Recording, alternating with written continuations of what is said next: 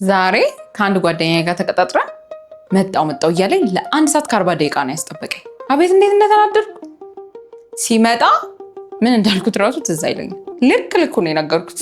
ከዛ ወጣል። እንዲህ ነው እንጂ ተናግሮ መገላገል። አይ ስቃ አታልፈውም እንዴ?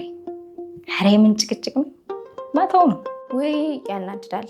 ያው ባልናገረውም ስቄ ማለፍ ግን የምችል አይመስለኝም። በጣም ነው ቀኔን የሚያበላሸው። ከመጣ በኋላ ራሱ እንደ ኖርማል ሆኜ ማውራት የምችል አይመስለኝም። እነዚህ 3 ጓደኛሞች ለአንድ አጋጣሚ የተለያየ ምላሽ የሰጡት ለምን ይመስላችኋል? በዚህ ልክ ለምን ተለያዩ? እሺ እናንተስ?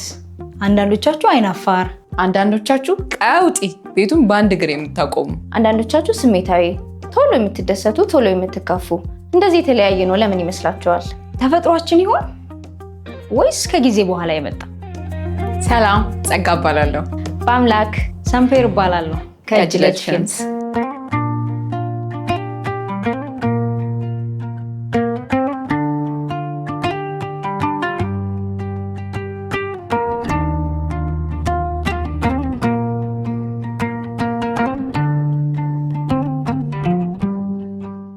ስለ ሰው እድገትና ለውጥ ከሳይኮሎጂ ትምህርት፣ ከስልጠናዎች፣ ከባለሙያዎችና ከህይወት ተሞክሮዎች ብዙ እይታዎችን ስናገኝ እናንተ ስለምን ይቅርባችሁ ብለን ይህ መድረክ ያዘጋጀን። ስለዚህ የስነ ልቦና ባለሙያዎች፣ ተማሪዎች እዚህ እየመጡ በዩኒቨርሲቲ ልክ ባይሆንም ያው ቀለል ባለ መልኩ ጥናቶችን፣ ትንተናዎችን ያጋሩናል። በድሮ ዘመን ስለነበሩ አመለካከቶች ድሮና ዘንድሮን እያወዳደርን ስለ ቅጣት፣ ስለ ልጅ አስተዳደግ፣ ስለ ትምህርት፣ ስለ መማሪያ መንገዶች፣ ስለ ቤተሰብ ጊዜ፣ ስለ ቤት ውስጥ ኃላፊነቶች እና ከሰው እድገት ጋር የተገናኙ የተለያዩ ሀሳቦችን በመረጃ እያስደገፍን እናያለን።